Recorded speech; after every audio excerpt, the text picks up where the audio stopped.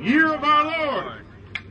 It's on the statue. It's on the memorial. 1775, the die was cast, the blood of these martyrs in the cause of God and their country was the cement of the union of these states, then colonies, and gave the spring to the spirit, firmness, and resolution to their fellow citizens. They rose as one man to revenge their brethren's blood, and at the point of the sword to assert and defend their native rights. Their native rights. And by the way, in our Declaration, we have native rights given to us inalienably by our Creator. Is that correct? Yeah. Is that correct? Yeah! They nobly dared to be free. The contest was long, bloody, and affecting. Righteous heaven approved the solemn appeal. Victory crowned their arms, and the peace, liberty, and independence of the United States of America was their glorious reward, built in the year 1799. It's etched in stone. I have not told you anything that is not true. But I can promise you there are people in America who are in government today, they're in education today, they're in business today, that are in the church today that do not know the true history of America and what happened on this battle green. And they are trying to force us, and by the way, excuse me, I have no intentions of jumping overboard. I have no intentions of being thrown overboard in my country.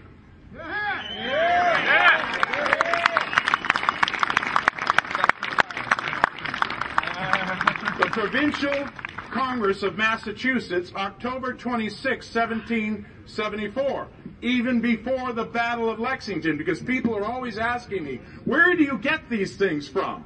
I said, well, I'm an avid reader, and I read the right sources. This is what they said in the Provincial Congress, issued as a resolution to Massachusetts Bay in 1774. Listen carefully to this. Resistance to tyranny becomes the Christian and social duty of each individual. Continue steadfast and with proper sense of your dependence on God, nobly defend those rights which heaven gave, and no man ought to take from us. No man ought to take from us. Josiah Quincy, who of course was grandfather to John Quincy Adams, our sixth president, father-in-law to John Adams. Under God, we are determined that wheresoever, whensoever, or howsoever we shall be called to make our exit, we will die free men. Anybody here want to die as a free man?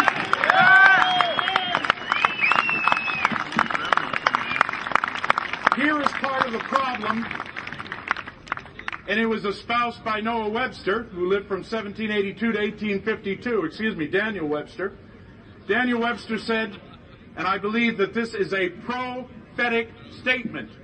These people were prophesying over us of what they knew would happen because they knew history. There is no nation on earth powerful enough to accomplish our overthrow. Our destruction, should it come at all, will be from another quarter. From the inattention of the people to the concerns of their government, from their carelessness and negligence, I must confess that I do apprehend some danger. I fear that they may place too implicit a confidence in their public servants and fail properly to scrutinize their conduct. That is why they may be made the dupes of designing men and become the instruments of their own undoing. I fully intend not to be the instrument of my own undoing. What about you?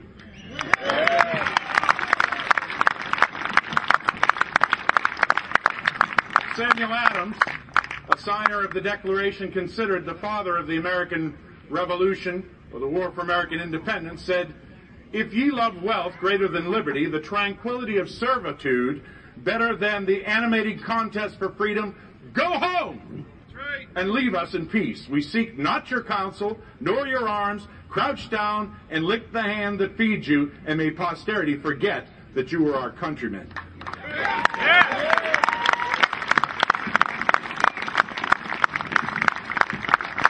The book Common Sense defense that was written by Thomas Paine, and actually one of my ancestors in the printing business in Boston also printed it.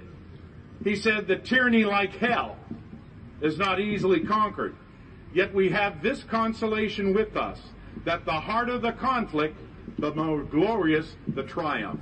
This is a word for us today.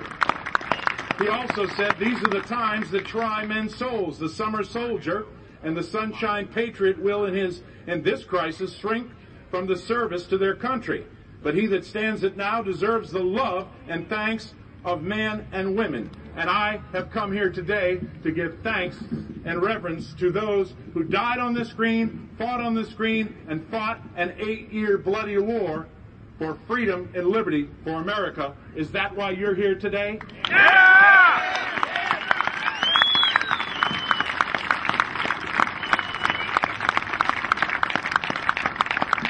I do want to remind you, as the Patriot pastor standing here today, the only clergyman standing here today and representing those clergy of that day and any others today who are part of the modern day Black Robe Regiment, and incidentally, that terminology was not put upon them by themselves. They didn't adopt it themselves.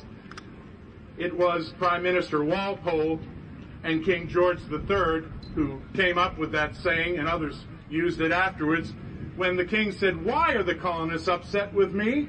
Why is colonial America upset with me? I'm their king, don't they know that?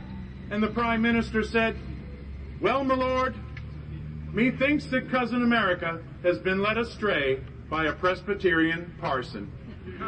Just like Jonas Clark and just like Garrett Lear. And I'm not saying I'm a Presbyterian, but I do believe a lot of those things. And there's nothing wrong with being a Presbyterian if any of you are out there. Neither the wisest constitution nor the wisest laws will secure the liberty and happiness of a people whose manners are universally corrupt. Remember that in America today. And also remember this, the general principles on which the fathers achieved independence were the general principles of Christianity. I will avow that I then believed and now believe that those general principles of Christianity are as eternal and immutable as the existence and attributes of God. In the 14th chapter of the book of Psalms, verse 1, it says, the fool hath said in his heart, there is no God.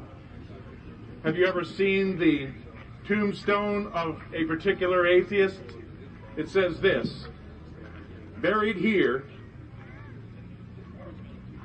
all dressed up, with nowhere to go. Or there was another one from the atheist buried, I know there is no God, and I hate him. Pretty sad. Well, I can also tell you that right now, the White House is recruiting Muslims, Islamic people, many of them, somewhere in the neighborhood of 50 or 60, and please understand something. I have hatred and malice towards none. But I do know the truth about American government. I do know the truth about the constitutional republic. I have also read the Quran 3 times.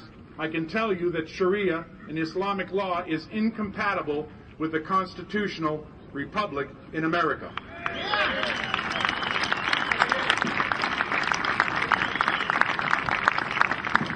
One of the darkest days in my life was when Keith Ellison, congressman from Minnesota, was sworn in on a Koran.